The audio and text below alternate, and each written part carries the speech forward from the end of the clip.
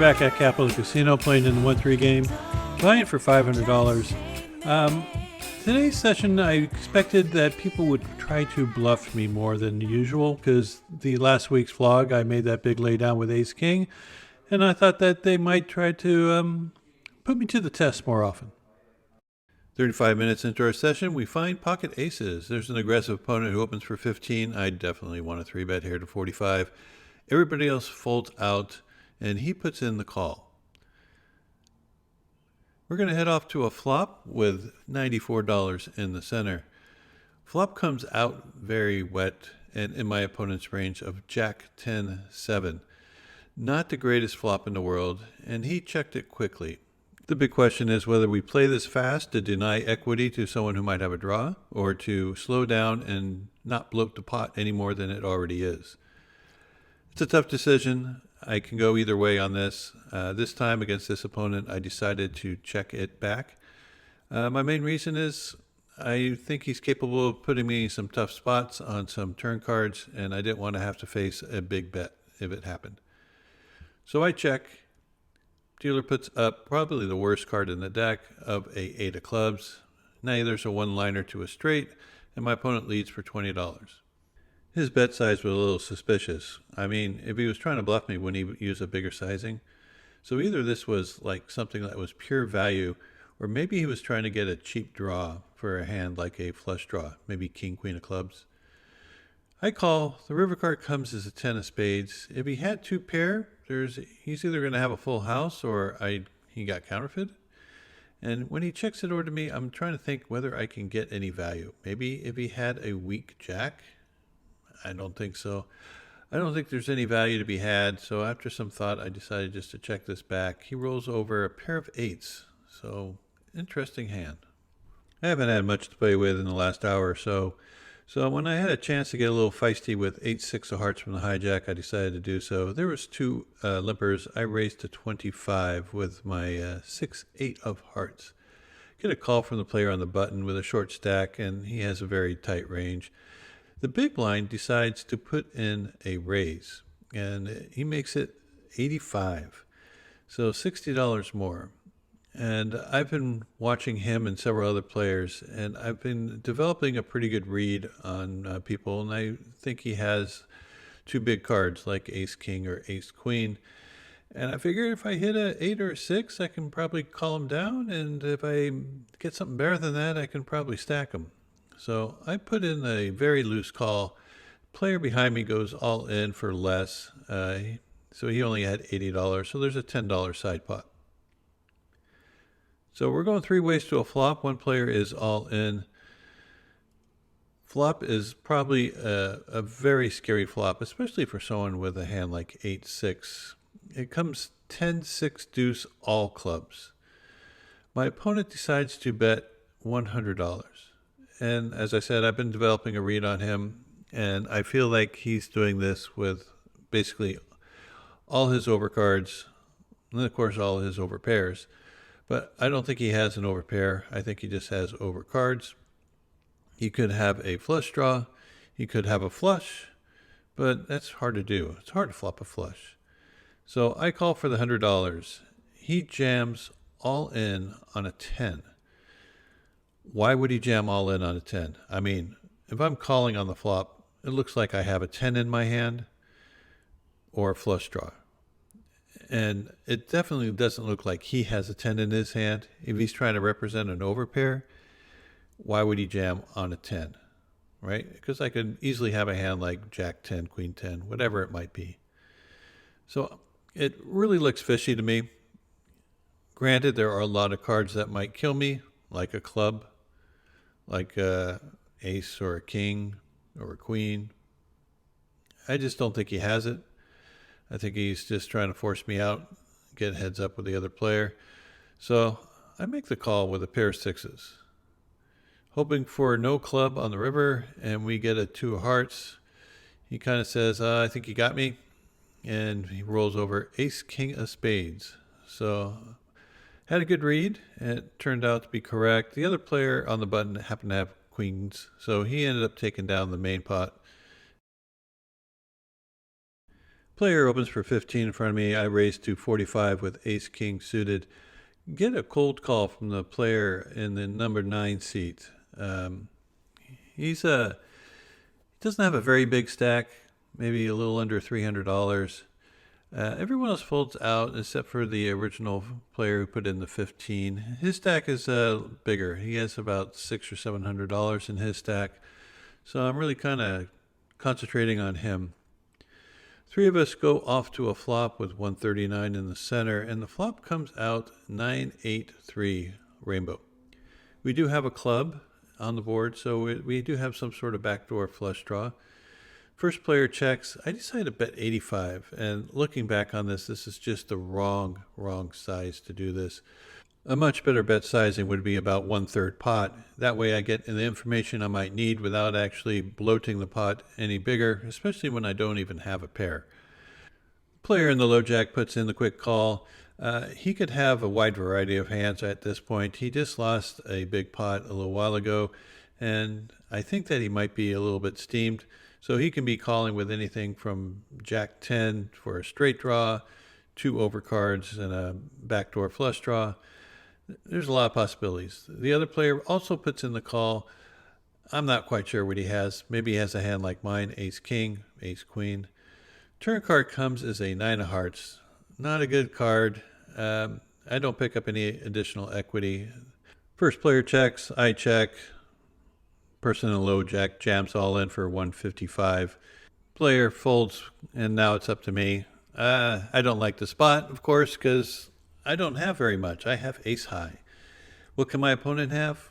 Most likely he has something like pocket tens, pocket jacks, something he would call a raise with, but not necessarily re-raise.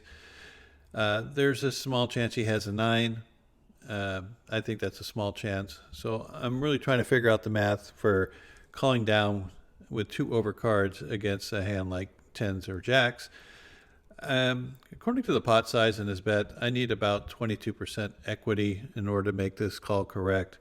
And I only have 14% equity against, say, pocket tens or jacks. So I'm not getting the right price. Now the question comes, is he bluffing enough of the time for me to make this very loose call? And the answer is probably not. I bloated this pot. If I bet, say, $45 or $50 on the flop, both players call, and then he jams, I'm definitely getting priced out of this. But here I have just enough kind of doubt in my mind that he could be making a move that I put in the call, and he ends up showing pocket jacks. So this is a punt, and it all stems from using the wrong bet sizing on the flop. Smaller bet sizing, I would be able to get away. Instead, I trap myself. You made a mistake on the flop with your bet sizing. Don't compound it by making a bad call on the end. You know it's a fold, just fold. All right, there's a $6 straddle on this hand. I look down at pocket fours from middle position, put in a raise, make it $20. It's folded around to the player in the small blind who puts in for the 20. And then when it comes back along to the straddler, who is a little bit steamed, he's just rebought, he decides to make it $70. I've been playing with this player for a long time, and I've noticed that he does something similar to what the other players do when they have a hand like ace king or ace queen. So I'm going to call him down here with my pair of fours. The other player folds out, looking for a safe flop, and that's exactly what we get when it comes 10 high. He doesn't think very long before he jams all in for $140. Again, I think that he's doing this with just overcards at this point. I don't think he has a pair. So after I get a count, I try to get another read on him. We have some little small banter. I put in the call, and we're going to go see a run out. He turns over ace king. He asks if I have a pair. I tell him yes. And run out comes clean. I show the fours, and we take down another one with another hero call. Well, my stack has dwindled down to just $200. I was going to rebuy, but it was coming close to my quitting time. Here I have ace 8 suited, open for a raise to 15. I get a call from a player behind me and another player at the other end of the table.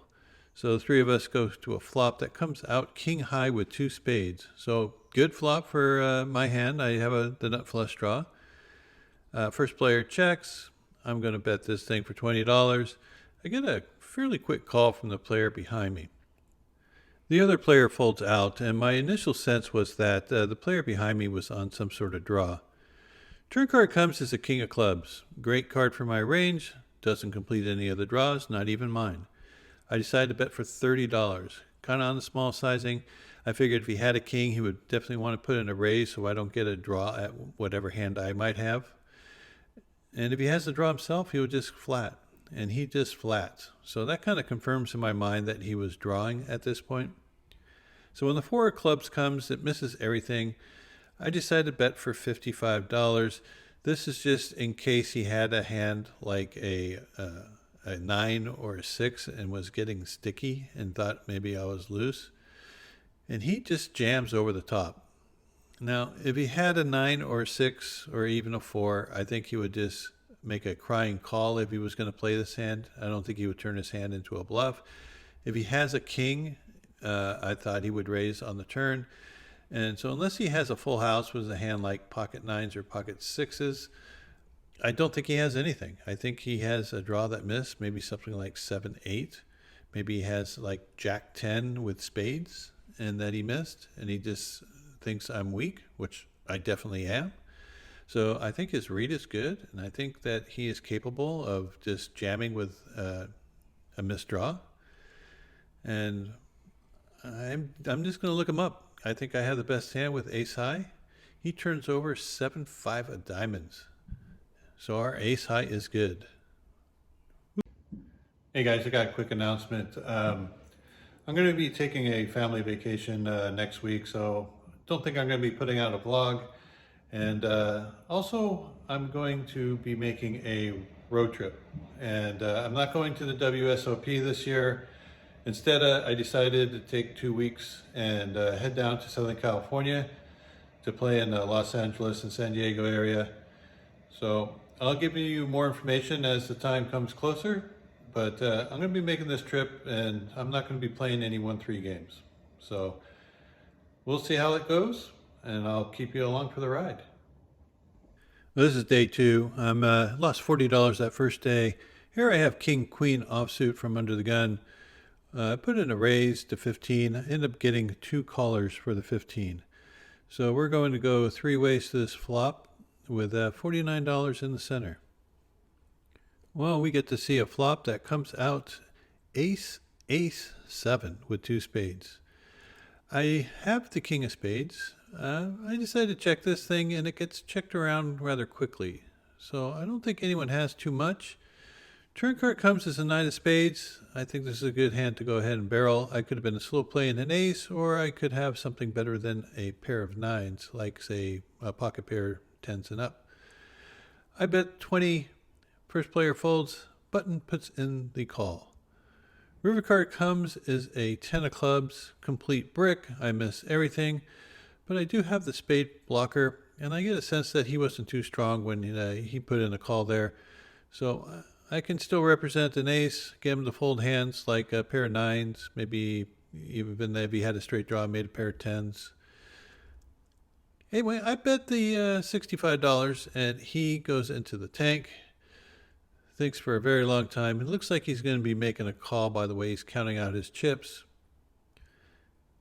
I figured it was a really tough call by the amount of time he took. I tell him I had king high. He says, well, I got a flush. Well, that didn't work out too well.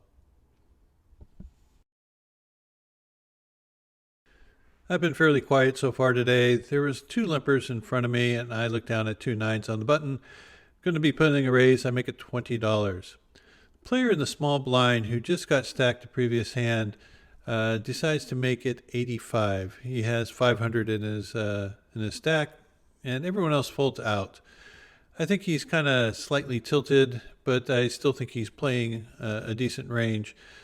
Now the question is, does he have a over pair or over cards? After a little small banter and kind of a read I've been working on lately, I think he just has over cards. And I could call in position with my nines and try to extract more value, or I can just get it in there against an opponent who might be tilting off. I decided just to go ahead and jam.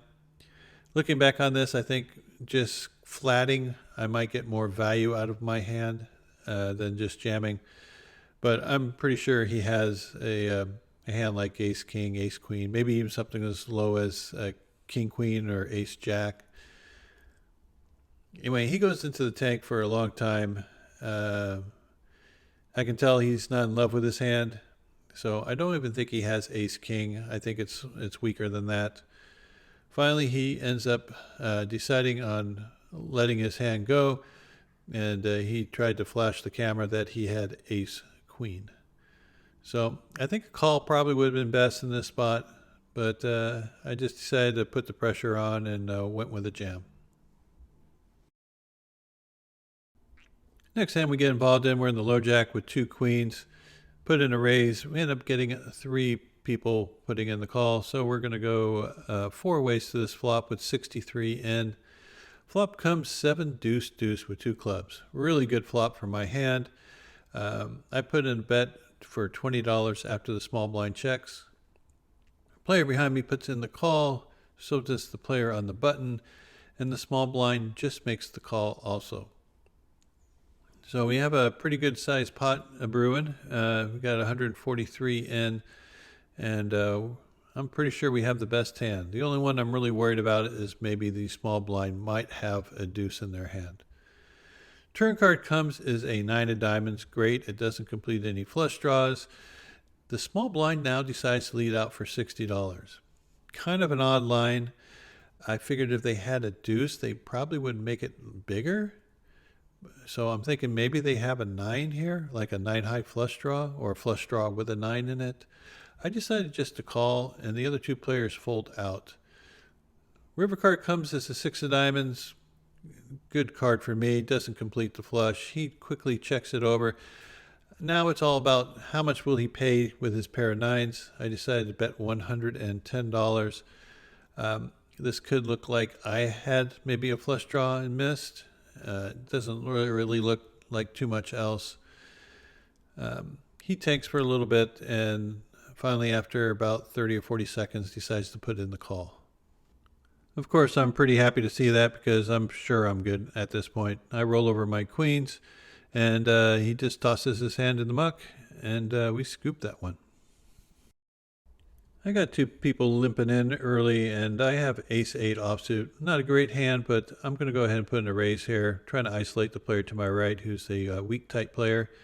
Both players put in the call, so we're going three ways to this flop of king 5-3 with two diamonds. I do have the ace of diamonds. Both players check to me. This is really good for my range, such a dry flop. So unless they have a king or some sort of flush draw, I don't expect them to continue. I bet for $25, and to my surprise, both players end up continuing for $25. Well, this is a little bit of a situation. I think that at least one of them should have a king at this point, and maybe the other one has a flush draw. If I'm lucky, they both have flush draws. But I'm not excited about my hand anymore. Turn card comes is a 10 of clubs. It goes check, check, and when it comes to me, I think I'm done with this hand. I think if they happen to have some sort of flush draw, and if they miss, my ace high would be good. So I just check it back. We get to see a river card, which comes a 5 of clubs, pairs the middle card. Good card, actually. It goes check, check, and I'm just going to be checking behind because I got ace high, and it might be good. First player ends up folding. The next player shows 7-6 for a gut shot draw. And my ace high was good. So this is, I would file under a gift from the Hold'em gods. I'll take it. All right, for our final hand, we have king, queen offsuit in the +1 position. We opened up for a raise, end up getting a 2 callers. So we're going to go three ways to this flop with 48 in. Flop comes out 10-9 deuce, 2 hearts. First player ends up checking. I decided to check this with my 2 overs and a gut shot, and the player behind me also checks. So we see a turn card of a 3 of clubs. Doesn't help me whatsoever. First player now bets out for $25. He's been, you might say, stabbing a lot in the last few hands. So even though my line doesn't make too much sense, I don't think he is strong at all. So I decided to make it $80. Sometimes I would play an overpair and check the flop like that. If I flopped a set, I would do the same thing. I just feel it's better to be aggressive than to be a calling station when someone's taking stabs like this. Really put the pressure back on them instead of them always putting the pressure on you. So I think that if he has something weak, he's just going to let it go. And that's what he does. He ends up folding, and we take this last hand of the day with king high. Thanks for watching, guys. Really do appreciate your support. As you can see, we didn't have a big win this week, but a win is a win, so I'll take it. Really looking forward to taking some time off and spending it with the family. I think it's important to schedule time off away from poker. I feel like when you come back after taking a break, you feel refreshed and focused, and you probably don't even notice it, but you probably get in a weird groove of playing too often, and I don't think you're playing your best at that time. I always have better results after a little vacation, so I'm taking this little vacation. I'll come back strong, and then I'll be heading off for a road trip down to the Southern California area. Would love to meet up with some of the fans of the vlog. So I will be playing bigger, and for those of you who've been with me for a long time or are dying to see me play 2-5 and up, that is my intention. Hopefully the casinos I visit will allow me to vlog. If you guys have any recommendations on the best vlogging friendly casinos in the Southern California area, go ahead and make a comment. I'll definitely try to put it on my list. I'll be giving updates of where I'm going to be on my Instagram account as I travel through Southern California. I'd love to meet you guys if you're out there. In fact, I was blessed just this week by having a viewer who flew out from Texas to play at Capitol Casino and to meet me. It was a real honor to meet Mike, and he's a fine gentleman. And he ended up taking my wife and I out for dinner one night, and I really do appreciate it. And yes, he is smaller than me. Well, I would say 99.9% of the people in the world are smaller than me. So when you get to meet me, I'm easy to spot in the casino. I'm head and shoulders above the rest. I know I say this a lot, but I really do mean it. Thank you for all your support. And until I see you next time, good luck at the tables.